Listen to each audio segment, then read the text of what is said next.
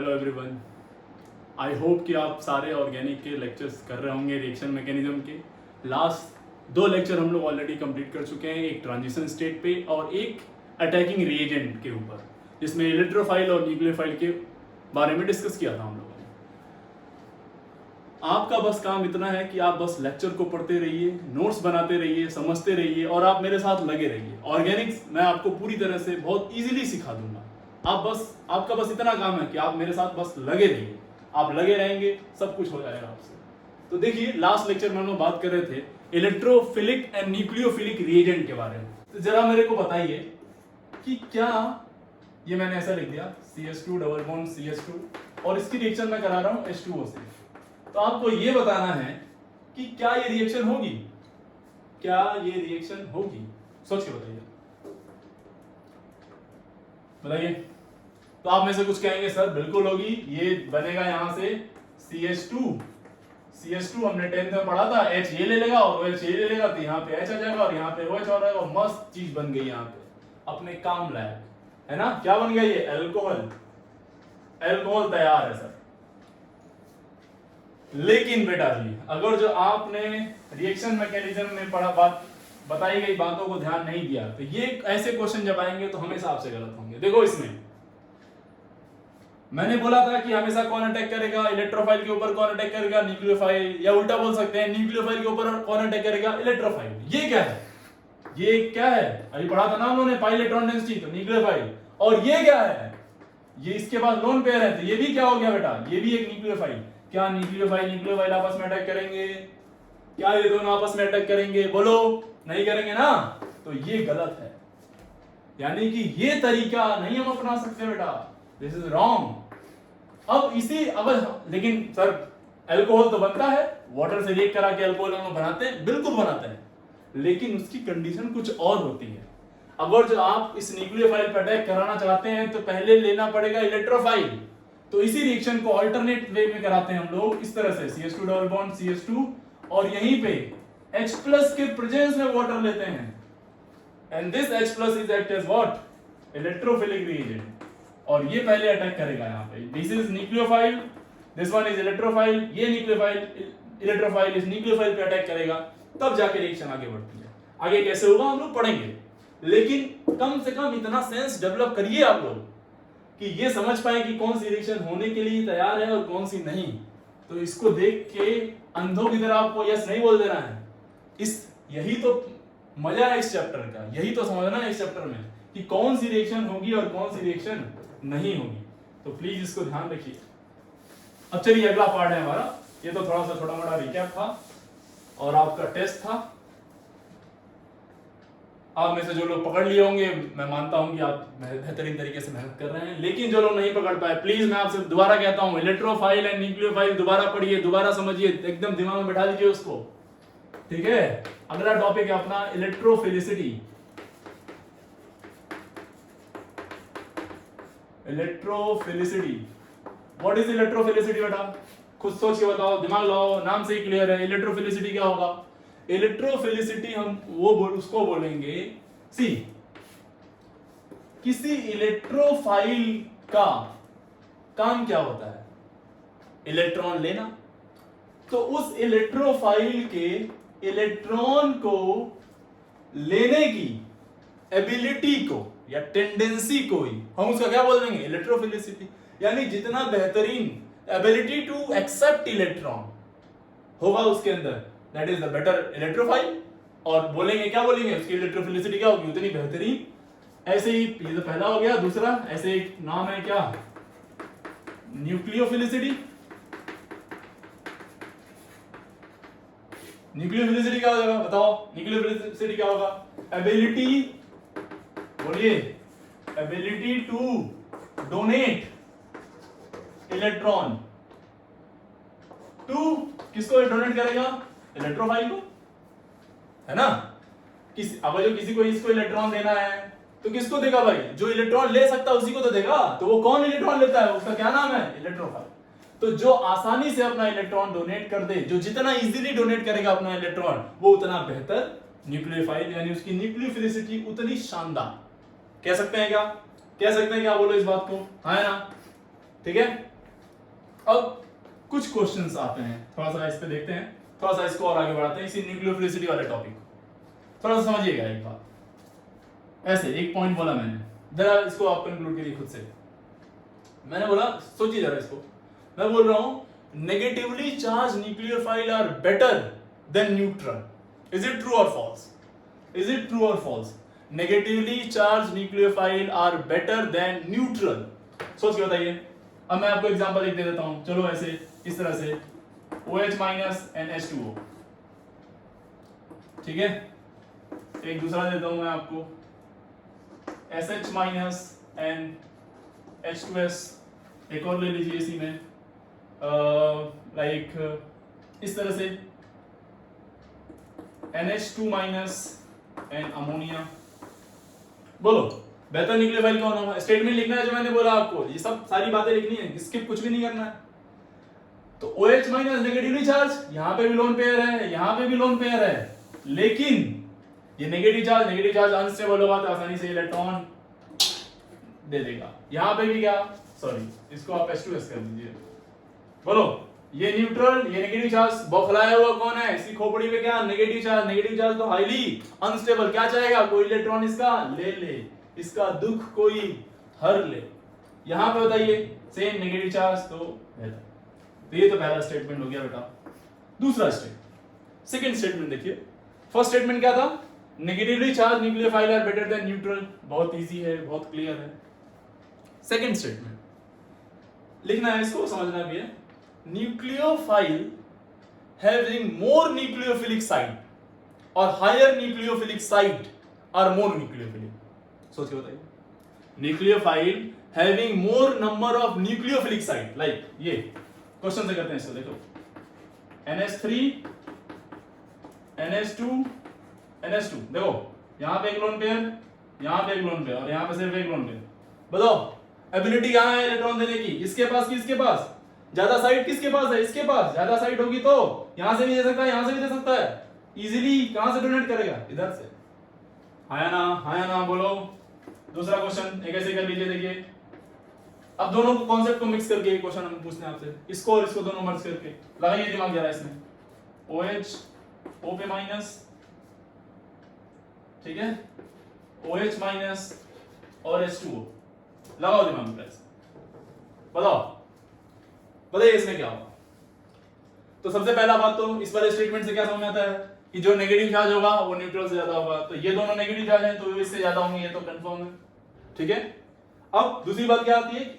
अब इन दोनों negative charge में दो ऑक्सीजन, इसमें दो जगह पे ऑक्सीजन है और यहाँ पे सिर्फ एक ही जगह पे। और आपको अभी दूसरा स्टेटमेंट क्या बोला? जिसके पास साइड ज्यादा उसकी न्यूक्लियोफिलिसिटी भी ज्यादा। तो ये ज्यादा, फिर ये ज्यादा, एंड देन ये। तो ये सब बहुत इंपॉर्टेंट क्वेश्चंस हैं, ये बहुत इंपॉर्टेंट टॉपिक है, आएगा बार बार। जब आएगा तो आपको वहां पे इन सब का एप्लीकेशन यूज करना पड़ेगा। तो ये दो बातें आप ध्यान रखेंगे कि वो न्यूक्लियोफाइल जिसपे नेगेटिव चार्ज हो वो न्यूट्रल वाले से ज्यादा न्यूक्लियोफिलिक होगा। दूसरी बात, वो वाला न्यूक्लियोफाइल जिसमें नंबर ऑफ साइट ज्यादा होंगे वो भी क्या होगा बेटा? ज्यादा अच्छा न्यूक्लियोफाइल होगा। ठीक, ये रही बात न्यूक्लियोफिलिसिटी और इलेक्ट्रोफिलिसिटी। चलिए अब देखते हैं थोड़ा सा, अब इससे भी इंपॉर्टेंट टॉपिक, बहुत कंफ्यूजिंग टॉपिक है, बहुत सारे बच्चे इस पे कंफ्यूज हो जाते हैं, एक बार समझ जाते हैं फिर वो भूल जाते हैं, फिर समझते हैं फिर भूल जाते हैं। तो मैं आपको एक ऐसा तरीका यहाँ पे बताने वाला हूं जिससे आप अगर थोड़ा सा ध्यान से समझ लें आप कभी नहीं भूलेंगे, यकीन मानिए। एक टॉपिक है अपना, एक बोलते हैं इसको बेसिसिटी, और एक टॉपिक है जिसको हम बोलेंगे न्यूक्लियोफिलिसिटी। अगर जो आपने जीओसी पढ़ा हो तो आपको बहुत अच्छे से मालूम होगा कि वहां पे आपको पढ़ाया गया था कि बेस वो होता है जो अपना इलेक्ट्रॉन पेयर डोनेट करते, उसको हम लोग क्या बोलते हैं? बेस। अभी आपने पढ़ा न्यूक्लियोफाइल में, रिएक्शन मैकेनिज्म में क्या बोला वहां पे कि न्यूक्लियोफाइल वो होगा जो अपना इलेक्ट्रॉन दे दे। अब क्या बोल दिया सर आपने? बेस भी इलेक्ट्रॉन दे रहा है और न्यूक्लियोफाइल भी इलेक्ट्रॉन दे रहा है, दोनों ही इलेक्ट्रॉन दे रहे हैं। तो हम कैसे मालूम करेंगे कि कौन बेस है और कौन न्यूक्लियोफाइल है? कौन बेस है और कौन न्यूक्लियोफाइल। इसी बात की लड़ाई है यहां पे कि कौन न्यूक्लियोफाइल बेस की तरह बिहेव करेगा और कौन न्यूक्लियोफाइल की तरह बिहेव करेगा, कब बेसिसिटी ज्यादा होगी और कब न्यूक्लियोफिलिसिटी ज्यादा होगी। Now what is basicity and what is nucleophilicity. जैसे फिलिसिटी या बेसिसिटी या न्यूक्लियोफिलिसिटी आएगा, इस नाम से ही क्या समझ में आता है कि एबिलिटी टेंडेंसी टू डोनेट और एक्सेप्ट डिपेंड करेगा किसकी डेफिनेशन आप बोल रहे हैं। अब समझिए जरा इसको ध्यान से, देखो जरा हम एक केस लेते हैं, यही है कॉन्सेप्ट आपका, की पॉइंट यही है, इसको आप समझ गए तो आपसे क्वेश्चन बड़े आसानी से बनेंगे। लेट से एक A माइनस है, ठीक है, A माइनस नेगेटिव चार्ज है, नेगेटिव चार्ज तो होगा तो इलेक्ट्रॉन देने की टेंडेंसी रखेगा, ठीक है भाई। तो कब ये A माइनस बेस की तरह बिहेव करेगा और कब ये A माइनस न्यूक्लियोफाइल की तरह बिहेव करेगा, यही समझना है हमें।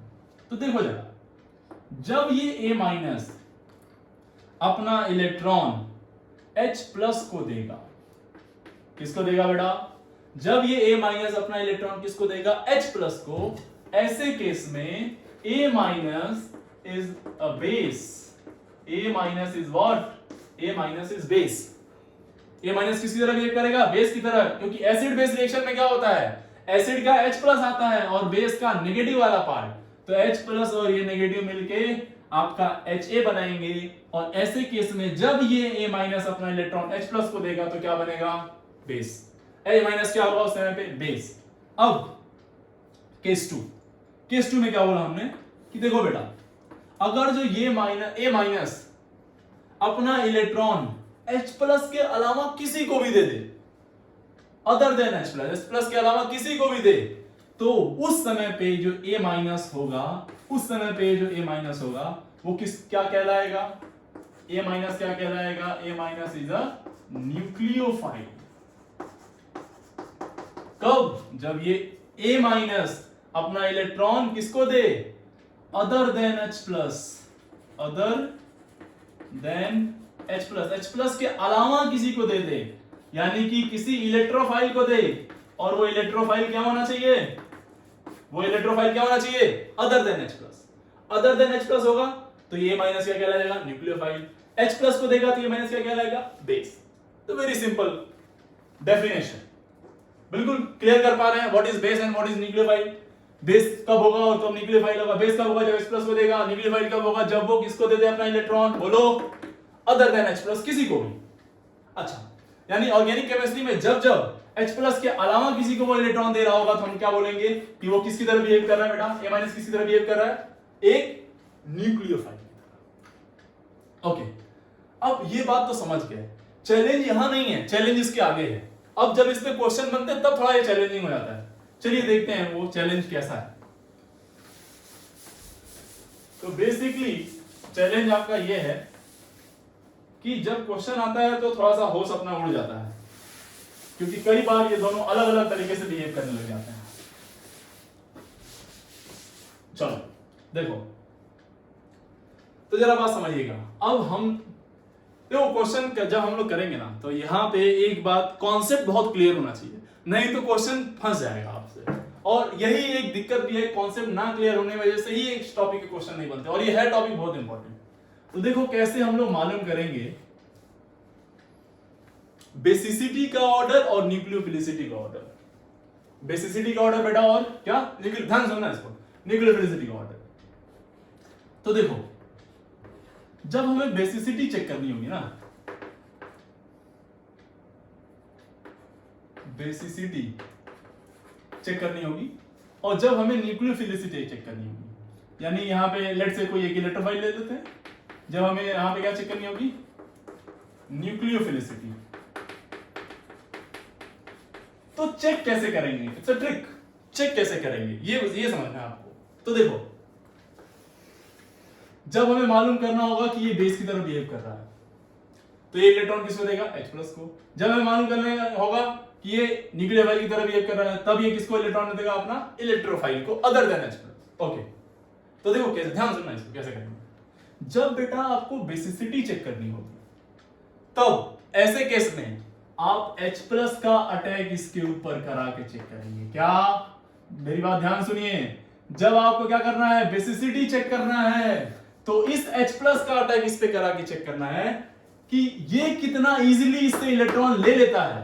मींस छीनने कौन जा रहा है इलेक्ट्रॉन, ये H प्लस जाएगा और देखेगा इलेक्ट्रॉन, जहां पे इलेक्ट्रॉन ज्यादा होगा उसको धर लेगा, और जितना इजीली कैप्चर करेगा उसको उतना बेहतरीन वो क्या होगा, बेस, उतना बेहतरीन क्या होगा, बेस। यानी कि अब ये H प्लस कब अटैक करेगा इसके ऊपर, किस केस में ये H प्लस बेहतरीन तरीके से इस पे अटैक करेगा, सोचो खुद। जब इस A माइनस के पास क्या हो, इस A माइनस के पास क्या हो, इलेक्ट्रॉन डेंसिटी ज्यादा हो, क्या हो, electron, more electron dense, more electron, जितना ज्यादा इलेक्ट्रॉन डेंस होगा उतना बेहतर क्या होगा, बोलो यार, उतना बेहतर ये क्या होगा, उतना आसानी से इस पे अटैक करेगा, और जितना इजीली अटैक करेगा उतना बढ़िया वो बेस। तो बेस को कैसे चेक करेंगे, H प्लस का अटैक करा के, कंफर्म। न्यूक्लियोफिलिसिटी कैसे चेक करेंगे, बहुत ध्यान से, बहुत ध्यान से। न्यूक्लियोफिलिसिटी में E प्लस का अटैक करा के नहीं चेक करेंगे, हम न्यूक्लियोफिलिसिटी में न्यूक्लियोफाइल का अटैक करा के चेक करेंगे, इसके ऊपर, इलेक्ट्रोफाइल के ऊपर, कि ये कितना आसानी से अपना इलेक्ट्रॉन देने के लिए तैयार है किसी को, ये कितना इजीली जा रहा है इलेक्ट्रॉन देने। यानी कि इसकी एबिलिटी की बात करेंगे, इलेक्ट्रॉन देने की एबिलिटी, खुद जाएगा इलेक्ट्रॉन देने, लो भाई ले जाओ, और यहां पे ये देने नहीं जा रहा है, ये खुद आके इससे इलेक्ट्रॉन छीन रहा है। तो दोनों में अंतर है। जिस बच्चे को ये अंतर समझ में आ गया उससे सवाल कभी गलत नहीं होगा, सारे क्वेश्चन आप बड़े इजीली टैकल कर पाएंगे। लेकिन जो कंफ्यूज हैं इन अंतर में ही, उन्हीं बच्चों से डाउट होता है। तो पहले ये अंतर को ही क्लियर कर लीजिए कि बेसिसिटी क्या, और यहां पे ये देने नहीं जा रहा है, ये खुद आके इससे इलेक्ट्रॉन छीन रहा है। तो दोनों में अंतर है।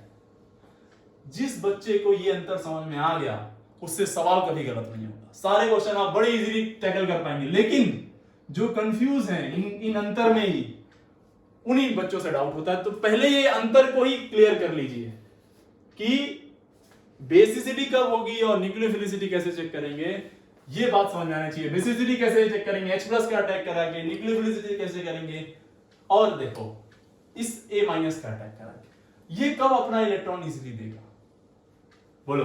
न्यूक्लियोफिलिसिटी कब ज्यादा होगी, बोलो, जब अवेलेबिलिटी ज्यादा हो, क्या हो, अवेलेबिलिटी ऑफ इलेक्ट्रॉन, जितना ज्यादा होगा अवेलेबिलिटी ऑफ इलेक्ट्रॉन वो उतना बेहतरीन क्या होगा, न्यूक्लियोफाइल, उतना बेहतरीन क्या होगा बेटा, न्यूक्लियोफाइल।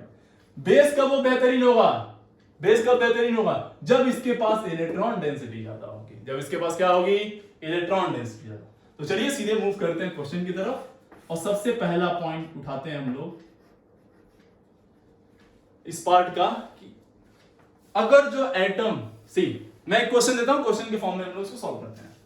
देखिए एक क्वेश्चन है CH3 माइनस, सेम पीरियड के एलिमेंट लेते हैं, कार्बन के बाद आता है नाइट्रोजन, तो NH2 माइनस, फिर ऑक्सीजन आता है और फिर फ्लोरीन आता है। ये लोग कहां से बिलोंग करते हैं भाई, ये लोग सेम पीरियड के एलिमेंट है, सेम पीरियड के क्या है बेटा, एलिमेंट। ये लोग कहां से बिलोंग करते हैं, सेम पीरियड, यानी एक ही फ्लोर है, एक बिल्डिंग है तो उस बिल्डिंग में एक ही फ्लोर पे सभी लोग रहते हैं, ठीक। सेम पीरियड में होने की वजह से इनकी साइज जो होती है वो ऑलमोस्ट सेम होती है, क्योंकि सबके सब कहां से बिलोंग कर रहे हैं, सेकंड शेल से, सेकंड पीरियड से। सेकंड पीरियड में कौन सा शेल होता है, first shell and second shell, दो सेल होती है, सेकंड सेल मैक्सिमम होती है, और सेकंड सेल होगी तो साइज ऑलमोस्ट सेम मानते हैं हम लोग, size almost same, size almost क्या होगी इनकी, सेम होगी, कंफर्म है, क्योंकि सेकंड पीरियड ये है इनका सबका। अच्छा चलो भाई बात समझ में आ गई। पहले हम इसके बारे में स्टडी कर रहे हैं, हम बाद में चेक करेंगे कि ये कौन होगा, ये कौन है। पहले हम क्वेश्चन आया, अब इसको थोड़ा जनरलाइज कर लेते हैं, एनालिसिस कर लेते हैं कि भाई ये सारे एलिमेंट कहां के हैं, सेम पीरियड के, सेम पीरियड के होने की वजह से इनकी साइज लगभग क्या होगी, सेम होगी, ओके। यानी कि ऐसा बोले हम लोग, अगर जो एक बिल्डिंग है उस बिल्डिंग में कई सारे फ्लोर है, और उस फ्लोर पे एक फ्लोर की बात कर रहे हैं, वहां पे एक फ्लोर की बात कर रहे हैं हम लोग पर्टिकुलर, उस फ्लोर में अलग अलग कमरे हैं, लेकिन उन कमरों की साइज क्या हम बोल रहे हैं, उन कमरों की साइज क्या है, सेम है, उन कमरों की साइज क्या है, सेम। अच्छा, उस कमरे में खजाना रखा हुआ है ना, और वो खजाना क्या है भाई, इलेक्ट्रॉन। वो खजाना क्या है, ये इलेक्ट्रॉन वो खजाने हैं। अच्छा, एक बात समझिएगा, इसका भी ऑक्टेट कंप्लीट है 8 इलेक्ट्रॉन, इसके पास भी, इसका भी ऑक्टेट कंप्लीट है 8, इसके पास भी 8, इसके पास भी, सबके पास खजाने सेम है ना, सबके पास खजाना क्या है बेटा, सेम। अब हमें क्या करना है, अब हम आते हैं इसके ऊपर, अब चेक करते हैं बेसिसिटी। तो बेसिसिटी के लिए क्या बोला था बेटा मैंने, H+ किसके ऊपर इजीली अटैक करेगा, बोलो, H+ किसके ऊपर इजीली अटैक करेगा, जहां पे उसको इलेक्ट्रॉन ज्यादा दिखेंगे, मतलब। अच्छा, अब देखो, अब H+ चाहता है चोरी करना, चोरी क्या करना चाहता है, इनके इलेक्ट्रॉन को। तो इनको बोला भाई हम आएंगे और तुम सबका इलेक्ट्रॉन एक दिन लेके निकल लेंगे। सब तैयार थे, सब अपना इलेक्ट्रॉन पकड़ के बैठे हुए थे कि नहीं, एक दिन H+ आएगा और हमसे इलेक्ट्रॉन उड़ा ले जाएगा। इसके लिए सब तैयार थे, लेकिन आप सोचिए, क्या सब बराबर तैयार होंगे, क्या सबकी पावर सेम है अपने खजाने को पकड़ के रखने के लिए, अपने इलेक्ट्रॉन को पकड़ के रखने के लिए? नहीं बेटा, हमें मालूम है कि लेफ्ट टू राइट इलेक्ट्रोनेगेटिविटी क्या होती है, इंक्रीज। इलेक्ट्रोनेगेटिविटी इंक्रीज होगी तो इलेक्ट्रॉन को होल्ड करने की कैपेसिटी, पावर, वो भी क्या होगी, इंक्रीज होगी। यानी कि F-, आपको अच्छे से मालूम होना चाहिए कि F- इलेक्ट्रोनेगेटिविटी के खानदान का सबसे खतरनाक इलेक्ट्रोनेगेटिव एटम है। ये बहुत तेजी से इलेक्ट्रॉन को पकड़ के रखा होगा आपने, यानी अपने खजाने को ये पकड़ के रखा होगा। H+ आएगा जब इसके पास, और जब H+ आएगा और इन सबको देखेगा एक एक बार, तो सबसे ज्यादा इलेक्ट्रोनेगेटिविटी किसकी, इसकी। तो क्या इसके ऊपर आसानी से अटैक करेगा? आया, इससे पूछा, हाँ भाई यार क्या हाल चाल, बोला ठीक है लेकिन मेरा इलेक्ट्रॉन बहुत बिजी है, मैं नहीं दे सकता तुमको। बोला ठीक है भाई, तुम्हारे पास छोड़ो, हम यहां आते हैं, कोई तो होगा जो इलेक्ट्रॉन देने के लिए तैयार होगा। इसके पास आया, कार्बन के पास, बोला कार्बन से पूछा तुम क्या, तुम्हारा क्या हाल चाल? बोला भाई बहुत कम इलेक्ट्रोनेगेटिविटी है, बहुत ज्यादा हाईली अनस्टेबल हूं मैं, आओ ले जाओ इलेक्ट्रॉन, उड़ा ले जाओ। H+ आया, इसके ऊपर अटैक किया और इजीली इलेक्ट्रॉन दे दिया। उससे ज्यादा इलेक्ट्रोनेगेटिव है, थोड़ा मुश्किल से दिया, और मुश्किल से, सबसे मुश्किल से, यानी सबसे बेहतरीन तरीके से कौन दिया, बोलो, सबसे बेहतरीन तरीके से कौन दिया इलेक्ट्रॉन अपना, CH3-। यानी बेसिसिटी का ऑर्डर क्या होगा, अगर जो मैं बात करूं, बोलो, बेसिसिटी का ऑर्डर, तो क्या आएगा बताओ बेटा, CH3-, फिर बोलो NH2-, फिर बोलो OH-, एंड देन व्हाट बेटा, F-। बहुत ध्यान से समझना है इसको, बहुत इजी है, बहुत इजी।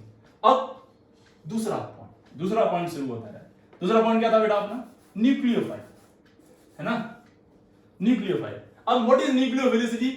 क्या हम H+ का अटैक कराएंगे इसके ऊपर? नहीं। क्या हम इलेक्ट्रोफाइल का अटैक कराने वाले हैं इसके ऊपर? बिल्कुल नहीं, उल्टा सोचना है। उल्टा मतलब इस न्यूक्लियोफिलिसिटी चेक करने के लिए हम लोग क्या करेंगे, किसका अटैक कराने वाले हैं इस बार, बोलो, इस बार हम अटैक कराएंगे इसका, इनका अटैक कराएंगे किसी एक जगह पे। यानी इस बार ये खुद खजाना देने के लिए जा रहे हैं, खुद जा रहे हैं खजाना देने, और खुद खजाना देने जाएंगे तो बताओ फिर से अगेन, खजाना कौन आसानी से दे देगा अपना, कौन माल डिस्ट्रीब्यूट करेगा इजीली, बोलो, जिसका जो इजीली हैंड उसको होल्ड नहीं किया होगा।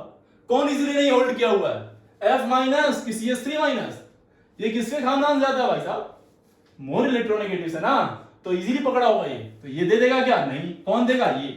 तो अगेन यानी न्यूक्लियोफिलिसिटी का ऑर्डर, यानी इलेक्ट्रॉन देने की टेंडेंसी, यानी अवेलेबिलिटी ऑफ इलेक्ट्रॉन किसके पास ज्यादा होगा, 8 इलेक्ट्रॉन सबके पास हैं, लेकिन कम होल्ड, इजीली कौन होल्ड किया होगा इलेक्ट्रॉन को, सबसे इजीली ये, सबसे स्ट्रांगली कौन होल्ड किया होगा ये, तो इजीली देगा कौन, CH3-।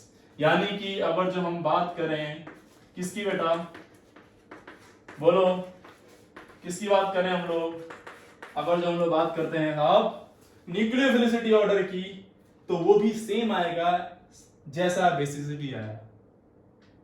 आपके मन में अब एक डाउट आ जाएगा कि सर फिर क्यों अलग अलग पढ़ रहे हैं, इसका इस पे अटैक करा रहे हैं, इसके देख चेक कर रहे हैं, तो ये अटैक जाके कर रहा है और आंसर सेम ही आ रहा है। तो बेटा आंसर सेम आ सकता है, लेकिन कोई जरूरी नहीं कि हमेशा आए। देखिए इस केस में यानी कि यहां से हम एक पॉइंट कंक्लूड करेंगे। फर्स्ट पॉइंट अपना कंक्लूड किया हमने, if we move from left to right in a periodic table, अगर जो हम मूव करते हैं पीरियोडिक टेबल में कहां से कहां, लेफ्ट टू राइट, देन अगर जो लेफ्ट टू राइट आप पीरियोडिक टेबल में मूव करें, then nucleophilicity and basicity increases. दोनों के दोनों क्या करेंगे, ये स्टेटमेंट लिख लीजिएगा, if you move from left to right in a periodic table then nucleophilicity and basicity both are increases. Both are what, increases, यानी दोनों सेम रेट से क्या होंगी, सॉरी बोथ आर डिक्रीजेस, दोनों क्या करेंगे, डिक्रीज करेगा, सॉरी दोनों क्या करेंगे बेटा, डिक्रीज करेंगे। क्यों, रीजन आपको दोनों एक्सप्लेन कर दिया हमने, इसको बहुत अच्छे से नोट कर लीजिएगा। अब एक क्वेश्चन मैं देता हूं आपको, फटाफट इसको कर लीजिए। एक क्वेश्चन देता हूं मैं आपको, खुद से करिए जरा, खुद सोच के बताना जरा। ये बताओ, SH माइनस और Cl माइनस, बताइए which one is better nucleophile, base कौन अच्छा होगा? क्या ये दोनों सेम पीरियड के एलिमेंट हैं? कहां के हैं? थर्ड पीरियड के एलिमेंट। सेम पीरियड के एलिमेंट है तो क्या बोला हमने, nucleophilicity and basicity are parallel and decreases. दोनों क्या होगा, एक ही ऐसा, और दोनों क्या होगा, डिक्रीज होगा। तो सबसे बेहतर कौन न्यूक्लियोफाइल, SH माइनस, देन क्या आएगा, Cl माइनस। ये बात एकदम क्लियर है, ये बात क्लियर है बेटा। तो ध्यान रखिएगा, इस पॉइंट को ध्यान रखिएगा। पूरी ऑर्गेनिक केमिस्ट्री में ये बात सबसे ज्यादा इंपॉर्टेंट है कि जब पीरियोडिक टेबल में लेफ्ट टू राइट मूव करेंगे, जब कभी भी हम पीरियोडिक टेबल में लेफ्ट टू राइट मूव करेंगे तो साइज फैक्टर नहीं होगा, फैक्टर कौन होगा, डोमिनेटिंग फैक्टर, इलेक्ट्रोनेगेटिविटी। कौन फैक्टर होगा, electronegativity. This is the most important point, पूरी ऑर्गेनिक केमिस्ट्री में आपको आने वाला है, एकदम हिला के रख देगा बिल्कुल ये कॉन्सेप्ट।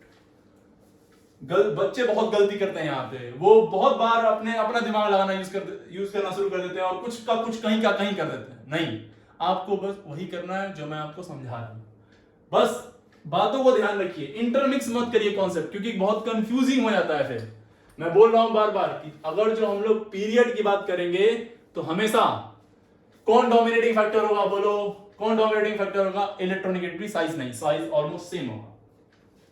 अब ये हो गई बात पीरियड की। अब हम लोग बात करेंगे थोड़ा सा ग्रुप के बारे में, ठीक है। अगर जो ग्रुप में हो तो क्या होगा,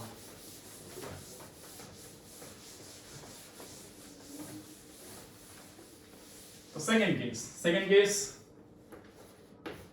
ग्रुप। अगर जो ग्रुप एलिमेंट हो तो यानी कि ग्रुप में कहां से मूव करें, टॉप टू बॉटम। ग्रुप में मूव करें हम लोग कहां, टॉप टू बॉटम, यानी कि आप उसी बिल्डिंग में हैं, उसी बिल्डिंग में कहां से कहां मूव कर रहे हैं, उसी बिल्डिंग में बहुत सारे फ्लोर है ना बेटा, बहुत सारे फ्लोर हैं, तो उस फ्लोर पे मूव कर रहे हैं ऊपर से नीचे, डिफरेंट फ्लोर्स, ठीक है।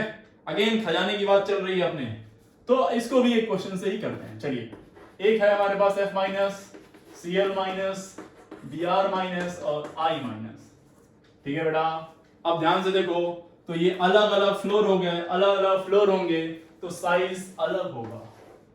साइज क्या होगा, डिफरेंट साइज अलग होगा। तो डोमिनेटिंग फैक्टर आपको समझ में आना चाहिए कौन सा होगा, तो साइज डोमिनेट करेगा इस केस में।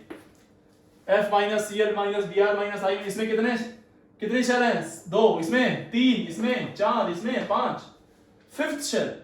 2 से 5 बहुत ज्यादा डिफरेंस है बेटा। अगर जो किसी की साइज 2 तक यहीं तक आ रही है तो 3 यहां तक आएगी, 4 यहां तक, 5 यहां तक, बहुत दूर हो जाएगा।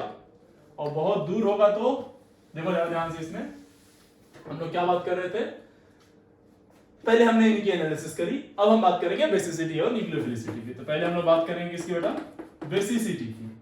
तो आपको अच्छे से याद है बेसिसिटी में हम लोग क्या करते हैं, बोलो। अच्छा देखो, इसके पास भी कितने इलेक्ट्रॉन, आउटर मोस्ट में 8, इसके पास भी कितने, 8, इसके पास भी कितने, 8, इसके पास भी 8।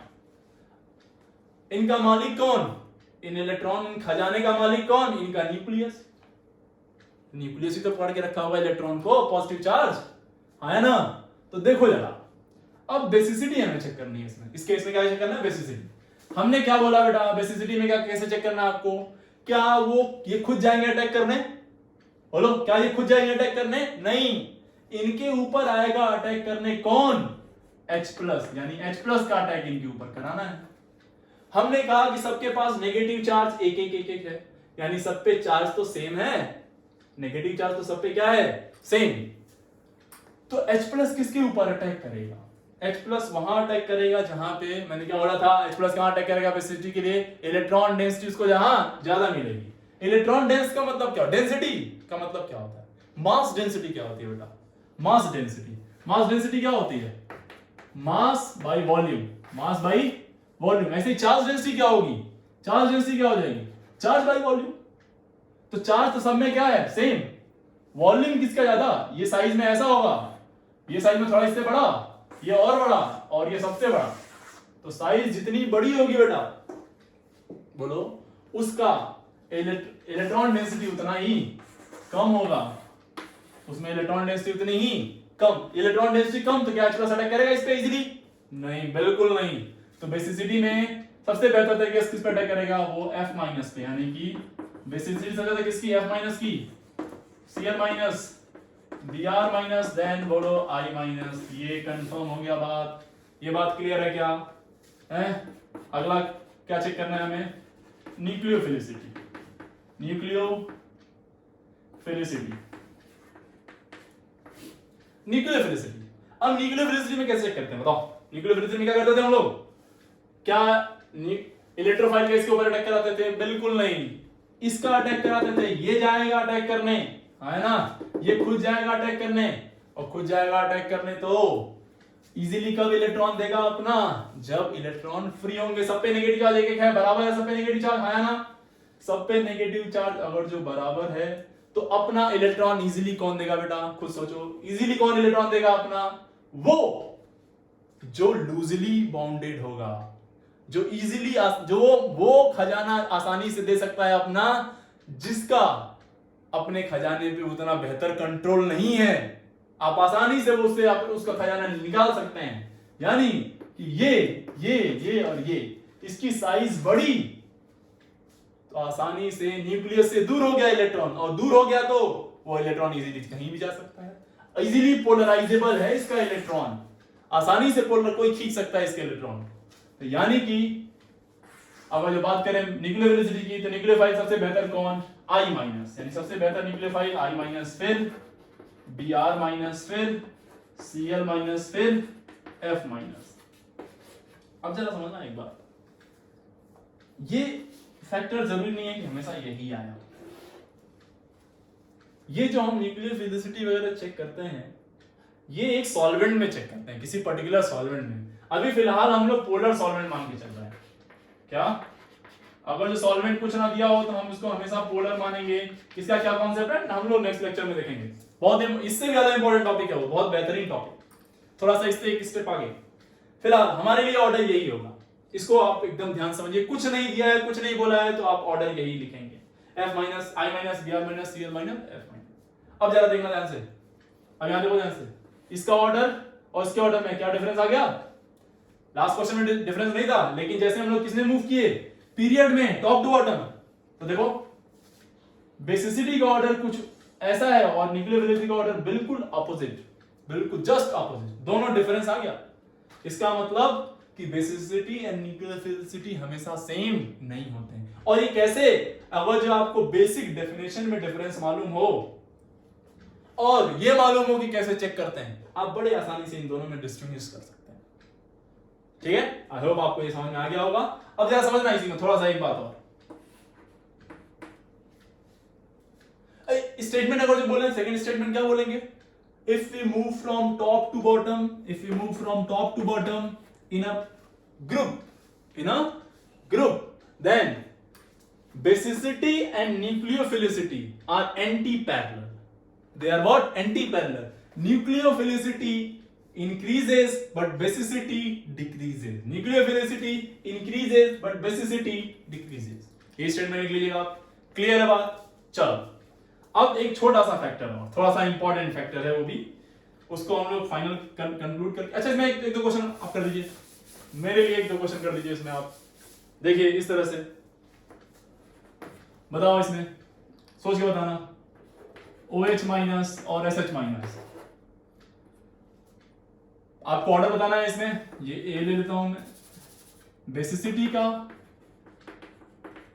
और न्यूक्लियोफिलिसिटी का, ठीक है। OH minus and SH minus. चलो क्या आ जाएगा, बेसिसिटी का ऑर्डर क्या आ जाएगा, बेसिसिटी का ऑर्डर क्या होगा, बेहतर बेस कौन, बेसिसिटी क्या होती है ऊपर से नीचे बताओ, घटती है ना, घटेगी तो सबसे अच्छा बेस कौन, OH माइनस। न्यूक्लियोफिलिसिटी की बात करें तो न्यूक्लियोफाइल कौन बेहतर, SH माइनस।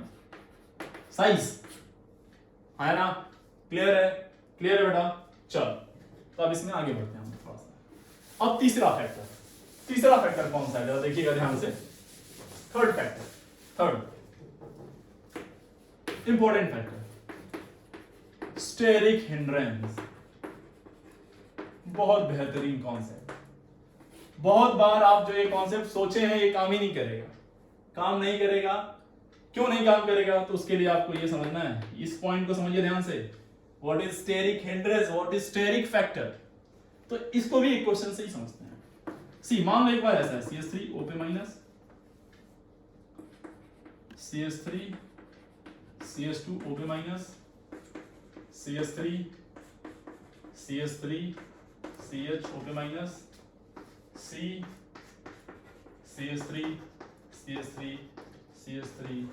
OP minus. समझना, बहुत ध्यान समझना है इस बात को। आपको अच्छे से मालूम है कि ये प्लस आई ग्रुप होता है, इलेक्ट्रॉन बढ़ाएगा यहाँ पे, एकदम सही बात। ये और ज्यादा बढ़ाएगा, ये और भयंकर बढ़ाएगा, और ये सबसे भयंकर बढ़ाएगा। यानी अवेलेबिलिटी की बात करें तो सबसे ज्यादा अवेलेबल इलेक्ट्रॉन कहां पे हैं, इसको चलो बोल देते हैं A, B, C and D। और सबसे पहले हम लोग चेक करेंगे बेसिसिटी। बेसिसिटी बताओ सबसे ज्यादा अवेलेबिलिटी किसके पास है इलेक्ट्रॉन की, इसके पास, इसके पास, इसके पास, इसके पास, ऑब्वियसली इसके पास। सब तरफ से इलेक्ट्रॉन आ रहे हैं, हर तरफ से इलेक्ट्रॉन आ रहे हैं, हर तरफ से इलेक्ट्रॉन आएंगे तो यहाँ पे एक्सेस होगा इलेक्ट्रॉन का, एक्सेस ज्यादा होगा तो H प्लस अब कहां अटैक करेगा, डोनर साइड क्या है, same. If the donor side is same, if the donor side is same, ऐसे केस में हम लोग क्या चेक करेंगे कि किस डोनर साइड के पास अवेलेबिलिटी, इलेक्ट्रॉन डेंसिटी ज्यादा है। तो इलेक्ट्रॉन डेंसिटी किससे हो ज्यादा है, बेस के लिए H प्लस का अटैक कराएंगे ना हम लोग, तो किस पे ज्यादा है, इस वाले पे। यानी कि बेसिसिटी का ऑर्डर क्या हो जाएगा बताओ, DCBA। H plus is very small in size, आसानी से अटैक कर सकता है इनके ऊपर, लेकिन जब हम बात करेंगे लल्ला न्यूक्लियोफिलिसिटी की, इसकी न्यूक्लियोफिलिसिटी बहुत मजेदार टॉपिक है, जरा समझिएगा न्यूक्लियोफिलिसिटी। तो देखो जब बेसिसिटी की बात कर रहे थे तो H प्लस आके अटैक कर रहा था यहां पे, लेकिन अब हम बात कर रहे हैं न्यूक्लियोफिलिसिटी की। और न्यूक्लियोफिलिसिटी हमने क्या बोला था, कौन अटैक करेगा, ये खुद जाके अटैक करेगा। ये न्यूक्लियोफाइल खुद ही जाके कहीं पे अटैक कर रहा है, और जब कहीं खुद जाके अटैक करेगा तो एक बात का ध्यान रखना पड़ेगा। जैसे मान लीजिए कि ये नेगेटिव चार्ज है और यहां पे कहीं अटैक करने वाला है, ये इस तरह से, और ये पॉजिटिव चार्ज है। कोई न्यूक्लियोफाइल इस जगह पे आके अटैक करने वाला है, इस जगह पे आके अटैक कब करेगा बताओ। पहले तो क्राइटेरिया फुलफिल होनी चाहिए। दूसरी बात, ये अटैक तभी यहां पे आसानी से कर पाएगा जब इसकी साइज छोटी होगी, स्मॉल इन साइज। ये क्या होना चाहिए, स्मॉल इन साइज। अगर जो साइज में स्मॉल नहीं है तो देखो यहां पे भी कुछ ग्रुप लगे होंगे, यहां ये ग्रुप होगा, ये भी एक बड़ा होगा, तो जब इसके ऊपर आएगा अटैक करने तो एक क्राउडिंग मिलेगी, और क्राउडिंग मिलेगी तो ये इजीली अटैक इसके ऊपर नहीं कर पाएगा। इजीली अटैक इसके ऊपर बोलो यार नहीं कर पाएगा। यानी कि या तो अटैक करने वाला छोटा हो या फिर जिस पे अटैक हो रहा है वो छोटा हो। और ऐसे केस में सिर्फ हाइड्रोजन वाला ही सीन सेट हुआ था, लेकिन यहां पे क्या है, स्टेरिक क्राउडिंग। दो इसके पास इलेक्ट्रॉन बहुत ज्यादा है, इलेक्ट्रॉन डेंसिटी ज्यादा है, अवेलेबिलिटी भी ज्यादा है। अभी तक न्यूक्लियोफिलिसिटी के लिए बात यही कह रहे थे, अवेलेबिलिटी जिसके पास ज्यादा, अवेलेबिलिटी ज्यादा तो है, लेकिन ये अटैक नहीं करेगा उतना आसानी से। क्यों? क्योंकि अटैक करना ही एकमात्र क्राइटेरिया नहीं है। अटैक का ईज कहां पे होगा, आसानी से कहां अटैक करेगा। क्या ये इजीली अटैक करेगा? बिल्कुल नहीं। कौन अटैक करेगा? ये। तो यहां पे आंसर बदल जाएगा, ए बी सी और डी। क्लियर है बात? तो ये बातें हैं, इन दोनों बातों को बहुत ध्यान से अपने दिमाग में सेट कर लीजिए। तो 3 फैक्टर आए, एक ग्रुप की बात करेंगे, पीरियड की बात करेंगे तो साइज सेम होगा, इलेक्ट्रोनेगेटिविटी डोमिनेट करेगा। उस केस में nucleophilicity and basicity both are decreasing and parallel. अगर हम बात करते हैं न्यूक्लियोफिलिसिटी की, इस केस में ग्रुप में बात करें तो टॉप टू बॉटम जब मूव करेंगे तो दोनों basicity and nucleophilicity are opposite to each other. Nucleophilicity increases, basicity decreases. और तीसरा फैक्टर है स्टेरिक फैक्टर। स्टेरिक क्राउडिंग यहां ज्यादा होगी, भले ही उसके पास अवेलेबिलिटी इलेक्ट्रॉन की ज्यादा हो, लेकिन उसका न्यूक्लियोफिलिसिटी कम होगा बिकॉज ऑफ स्टेरिक क्राउडिंग। यानी कि हम लोग क्या बोल सकते हैं, न्यूक्लियोफिलिसिटी का एक ऐसे कंक्लूड कर सकते हैं क्या? बोलो, न्यूक्लियोफिलिसिटी, ध्यान रखना यहां पे डोनर साइड सेम है, सभी अप्लाई कर रहे हैं हम लोग। Nucleophilicity is inversely proportional to steric hindrance. Nucleophilicity is inversely proportional to what? Steric hindrance. ठीक है, आई होप आपको ये टॉपिक समझ में आ गया होगा। इसके मैं क्वेश्चन धीरे धीरे आपसे कराऊंगा। फिलहाल अभी हम लोग थोड़ा थ्योरी पार्ट चल रहा है, लेकिन बहुत इंपॉर्टेंट पार्ट है। ये सब के क्वेश्चन आएंगे, सब कंपैरिजन आएगा, तो वहां पे आप तैयार रहेंगे। ठीक है, आज के लिए इतना रहने देते हैं इस क्लास में। Next class is much more important than this one, क्योंकि वहां पे एक स्टेप और आगे बढ़ेंगे। उसमें हम लोग जानेंगे कि इस न्यूक्लियोफाइल का एक क्वेश्चन हमने दिया था बीच में, बोला था इसको आगे डिस्कस करेंगे। न्यूक्लियोफिलिसिटी सॉल्वेंट के प्रेजेंस में किस तरह से बिहेवियर होगा, किस तरह से एक्ट करेगा। न्यूक्लियोफिलिसिटी सॉल्वेंट के प्रेजेंस में क्या होगा। ठीक, क्योंकि हम जब भी रिएक्शन कराते हैं तो जो न्यूक्लियोफाइल लेते हैं वो किसी मीडियम में लेते हैं, and that medium is called as what? Solvent. तो उस सॉल्वेंट में जाने से क्या बिहेवियर होता है, क्या सेम रहेगा या कुछ और रूप नजर आएगा उसका, इसको हम लोग नेक्स्ट क्लास में देखेंगे। आज के लिए इतना रहने देते हैं। Thank you very much.